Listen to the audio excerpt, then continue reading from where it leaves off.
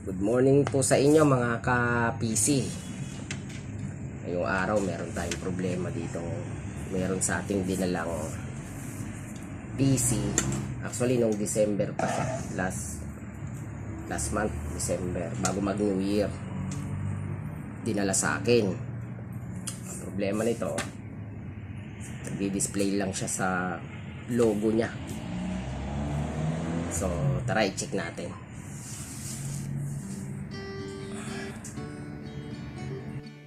So ito yung dinalang PC. Yan, nakasulat pa. Yan. Yan, nakasulat pa ang pangalan. So ito,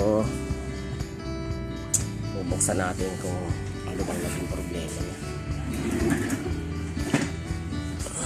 Dito natin para mas makita. Yan.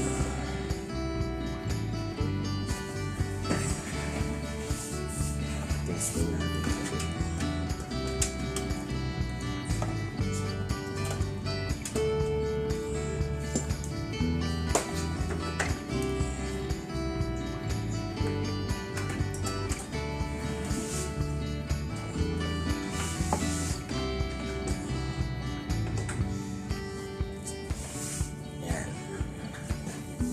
Buksan natin itong PC.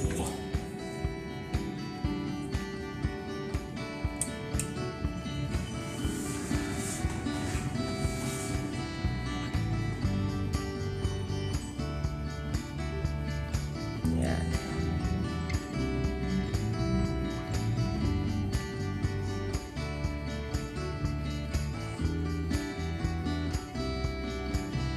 Ganyan lang siya. Ayaw niyang tumuloy.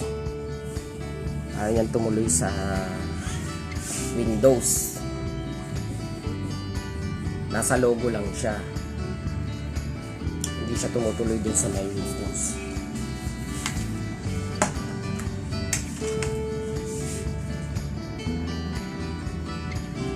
Ayan. Ayaw niyang tumuloy dun sa Windows. Andun lang sa logo. So kapag kaganyan, patayin muna natin.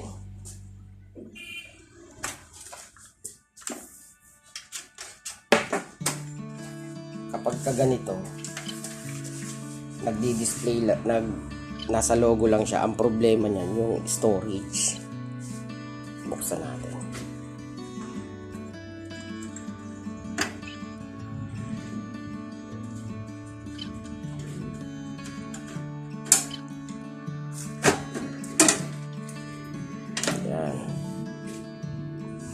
Marumi, sobrang rumi.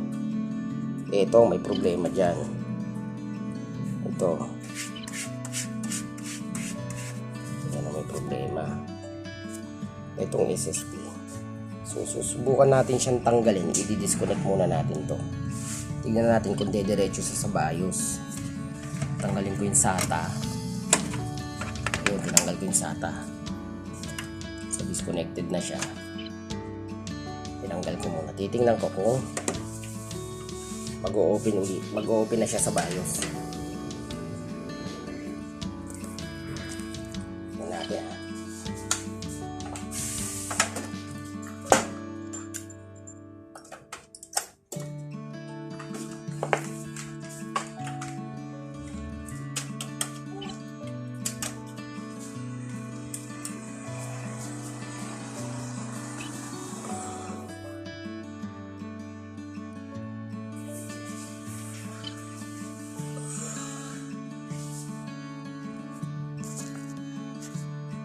Ayun, dumiretso na siya sa BIOS simula nang tinanggal natin yung yung SATA. Ayun. Ang OS niya, ang processor niya ay AMD A12. May 8 GB siyang RAM. So, ang problema nun, itong storage.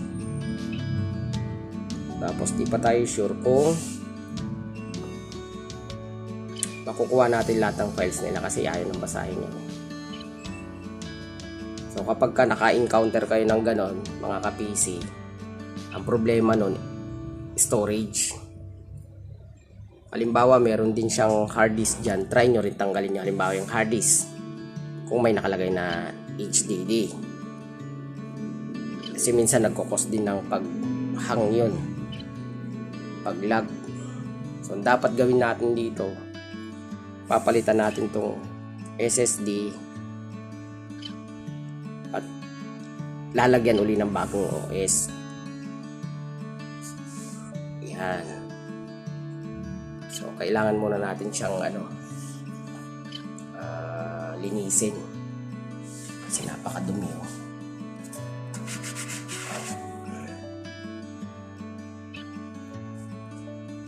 Sige, linisin muna natin to guys. Kung gagawin ko, tatanggalin ko muna tong SSD kasi wala na to eh. Sira na yung SSD. Kailangan natin palitan.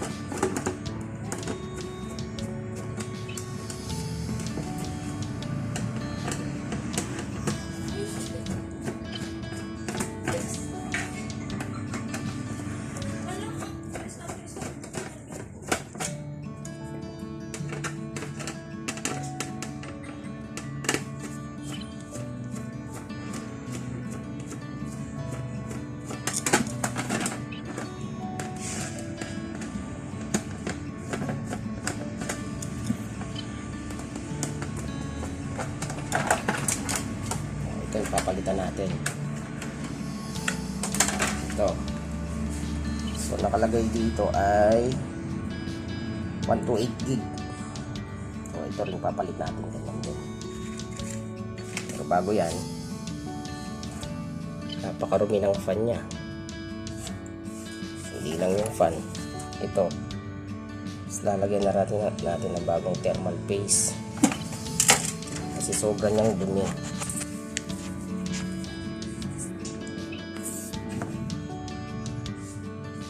Tanggalin natin yun guys.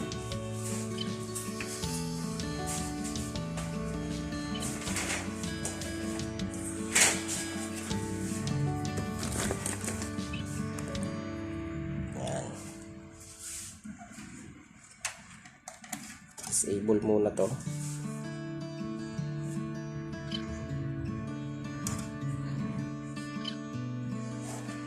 Push.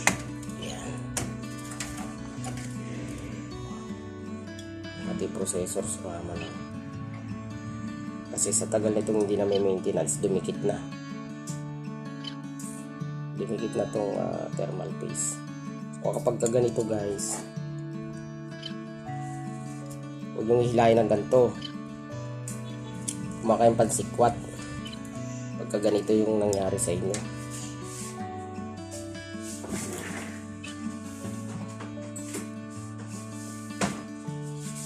Delikado kasi mabend yung pin. Once na mabend yung pin, hindi na siya magdi-display. Ayan. Safe pa rin yung tanggalin.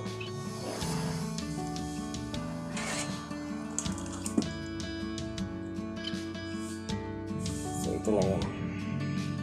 Tanggalan natin yung processor.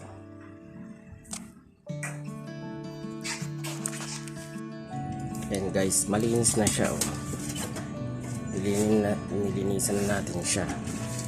Pati yung fan nya nilinis na rin natin. Pero ito tatanggalin, pupunasan ko pa yan. Kasi mapalitan nyo ng bagong dapat yan. Bagong thermal paste. Kailangan palitan nyo kasi yun pa yung dati.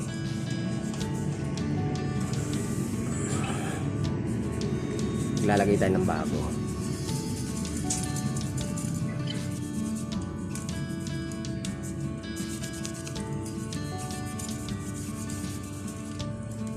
So yun na. Ngayon susunod natin dito yung processor. Ito papalitan din natin.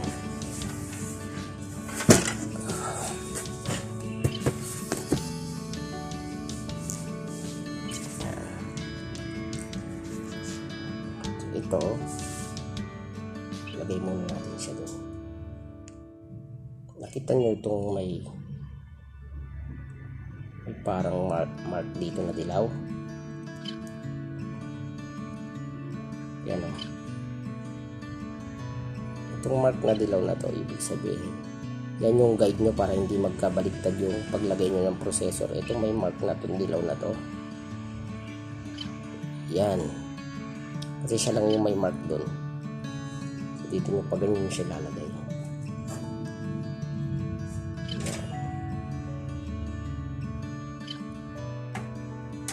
Para hindi magka-bend yung pin niya.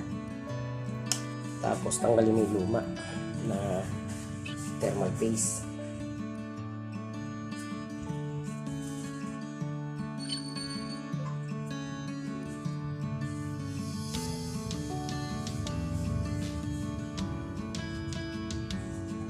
Yan.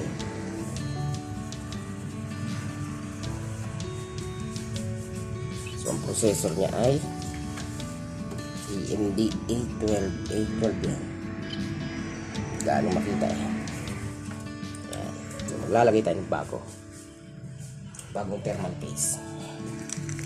Paglagay nito dapat konti lang kasi pag sobrang dami kakalat yan dito sa gilid niya, dito sa mga side niya, lalabas yan dyan. So dapat konti lang, hindi dapat ganun karami. Yan, mayroon na siyang thermal paste. Lagay natin tong fan.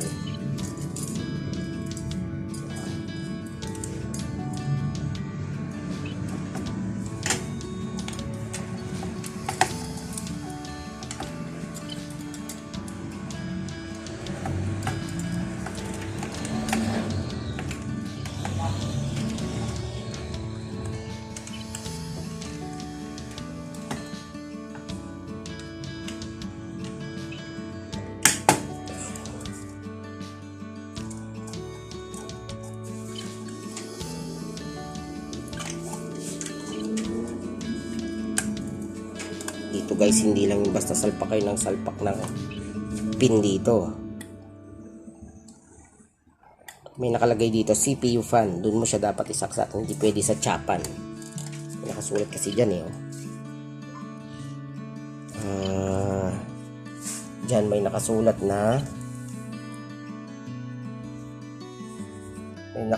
dyan na chapan tsaka CPU fan. So dapat dun mo siya isasaksak sa may CPU fan. Ayan. Wag dito kasi lalabas yan dyan. Pag boot mo, CPU fan error yan. So dun mo dapat saksak siya sa CPU fan. Pero kalimitan ng lagayan ng sa ibang board, nandito yung CPU fan, nandito minsan. Ito nandito sa gilid, pero kalimitan nandito yan. Okay na to. So lalagyan na lang natin siya ng SSD storage. Yan. Kuha ulit tayo na. Ito yung sirang niya, SSD. So papalitan natin siya.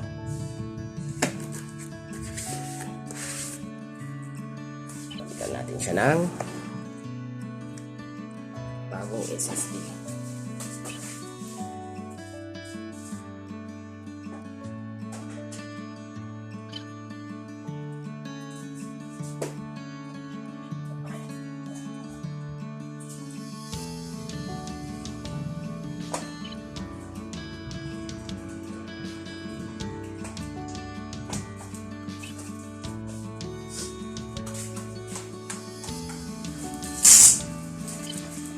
Ito na ipapalit natin na bago. Ayan. Oh, yan. 128 din. Kasi 128 lang yung kanila.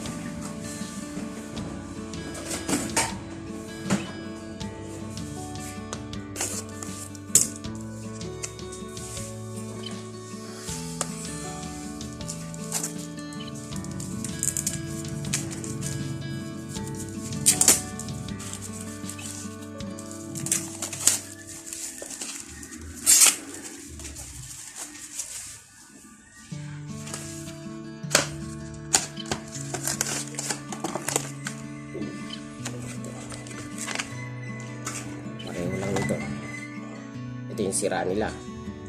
Ito yung bago. Ito, kakabit na natin dito. Kakabit muna natin itong SATA power ng power supply. Tapos yung SATA cable para sa board.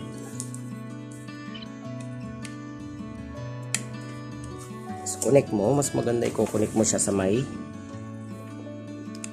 number 1 na SATA. Ito yun, number 1. Kasi may mga number itong mga SATA na to, may mga number yan. Mas maganda pagka doon mo siya kinonect sa number 1. Tapos tornilyo.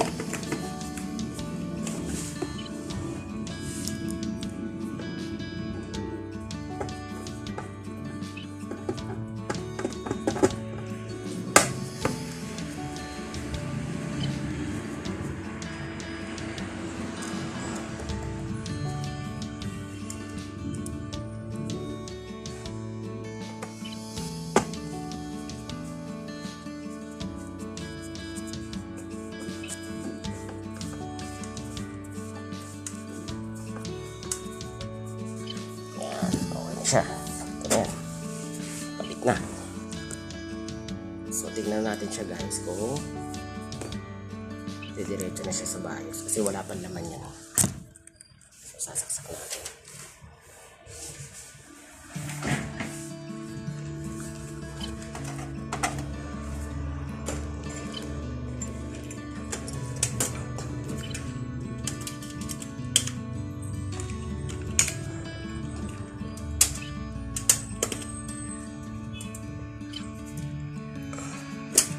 Nakalagay pa pala sa kanilang Bluetooth dongle yata ito or Wi-Fi dongle. Tingnan natin. Ayan.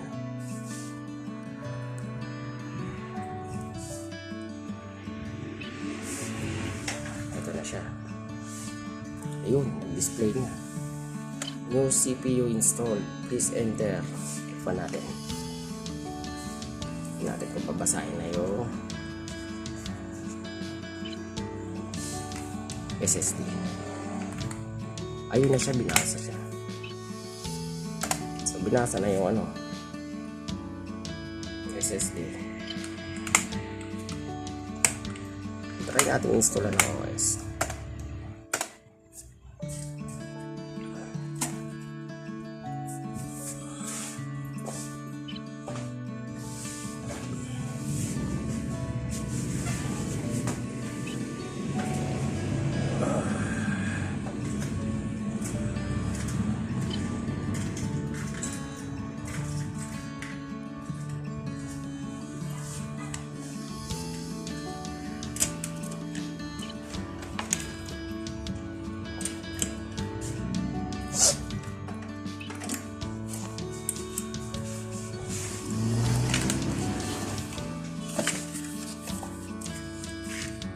Ganyan guys, automatic na nilang babasahin dyan yung USB.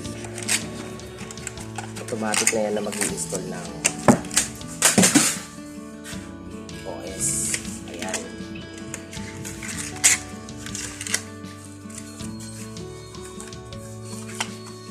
At kung may bootable device kayo, mas maganda kung may bootable device kayo ng Windows.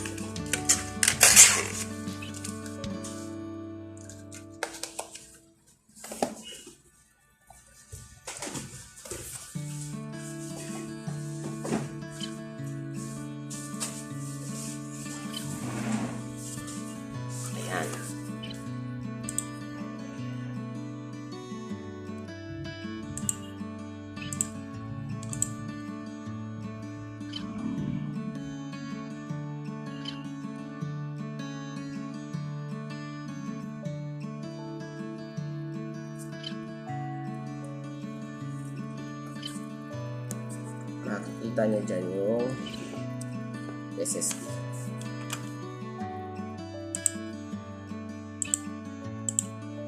So, ayun na siya.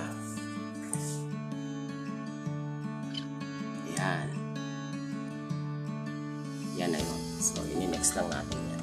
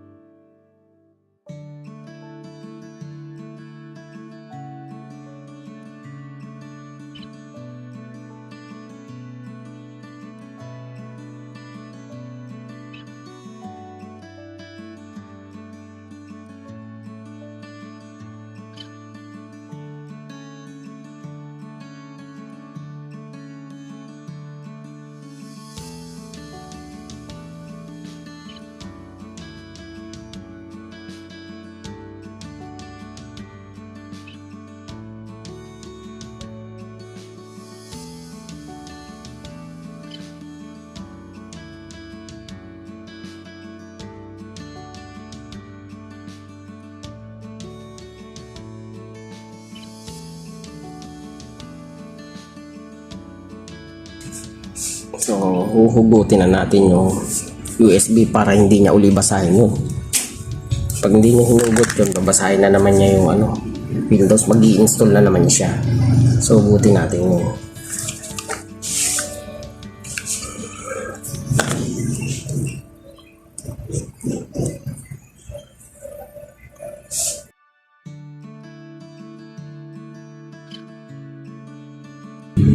Ayun. So guys, okay na ito. So kayo nang bahalang kayo na ang bahalang lagay ng mga drivers pag ganyan. So yung driver, halimbawa kung anong model ng board mo, Asus Prime A320-C R2.0. Yan ang isa-search nyo sa Google para ma-install dito. Tapos yung Windows din, Genuine OS. Kung Genuine OS ang ilalagay mo, punta ka sa system, tapos hanapin mo lang tong change product. Yan. Lalabas yan dyan. Change product. So ito yun.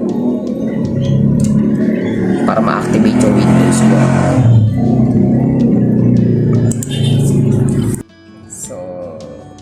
Guys, naka-solve na naman tayo ng problema dito sa isang computer na dinala sa atin na may problema. Hanggang sa susunod, sana mag-subscribe kayo sa channel ko para sa mas maraming pang computer information. Maraming salamat!